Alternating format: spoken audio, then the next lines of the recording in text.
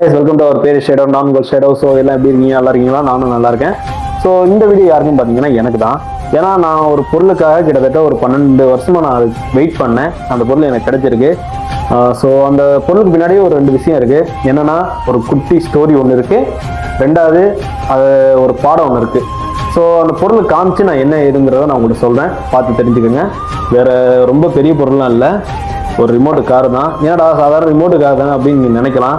ஆனால் அந்த ரிமோட் காருக்கு பின்னாடி ஒரு சின்ன குட்டி ஸ்டோரி இருக்கு. நான் அடுத்த வீடியோவில் அது என்னன்னு சொல்றேன்.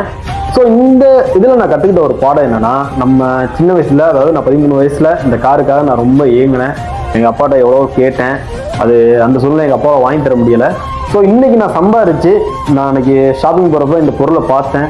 உடனே வாங்கணும். என் மைண்டில் யோசிச்ச ஒரு விஷயம் என்னன்னா, நம்ம சின்ன வயசுல விட்ட விஷயத்த இப்போ நம்ம வாங்கணும் அப்படிங்கிறதால, நம்ம ஒரு பொருளுக்காக எத்தனை வருஷம் எத்தனை மாதம் காத்திருக்கங்க முக்கியம் இல்லை, நமக்கு எப்படியா இருந்தாலும் பொருள் கிடைக்கும்.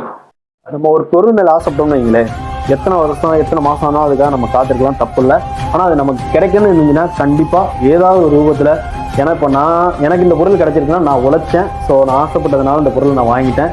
அதே மாதிரி ஏதோ ஒரு ரூபத்தில் கண்டிப்பாக நமக்கு கிடைக்கும். அதனால எக்காந்த கொண்டு நம்ம ஆசைப்பட்டதை மட்டும் இதாட்டிங்க, அந்த பொருளுக்காக நீங்கள் வெயிட் பண்ணுங்கள். ஸோ இதுதான் எனக்கு லைஃப்பில் ஒரு பாடமாக கற்றுக்கிட்டு. அதாவது நம்ம ஒரு லைஃப்பில் அச்சீவ் பண்ணோம்னா கொஞ்சம் வெயிட் பண்ணணும், கொஞ்சம் பொறுமையாக இருக்கணும். சரிங்களா? அந்த பொறுமை தான் நமக்கு கிடைக்கக்கூடிய ஒரு வெற்றி.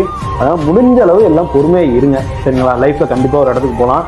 ஸோ இதுக்கு பின்னாடி உள்ள குட்டி ஸ்டோரி என்னங்கிறத நான் அடுத்த வீடியோவில் கண்டிப்பாக சொல்கிறேன். உங்களுக்கு அந்த குட்டி ஸ்டோரி தெரிஞ்சுக்கணும் ஆசைப்பட்டீங்கன்னா கீழே கமெண்ட் பண்ணுங்கள், வேணும் அப்படின்னு சொல்லி கமெண்ட் பண்ணுங்கள், இல்லைனா வேணாம் அப்படின்னு சொல்லி கமெண்ட் பண்ணுங்கள். ஸோ அதுக்கு பின்னாடி ஒரு இன்ட்ரெஸ்டிங்கான ஸ்டோரி தான்.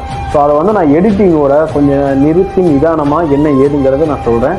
எனிவே இப்போ சப்போர்ட் பண்ணுற மாதிரி நிறைய சப்போர்ட் பண்ணுங்கள். சரிங்களா? நான் புது கனெக்ட் யோசிச்சிருக்கேன். ஸோ இதே மாதிரி அடுத்தடுத்த வீடியோவில் நிறைய பொருளோட நான் உங்களை மீட் பண்ணுறேன். உங்களோட இந்த விடைபெறுவது உங்கள் பேர் ஷேடோ. லவ் யூ ஆல் பேர் ஷேடோ ஃபேமிலி. நான் உங்கள் ஷேடோ.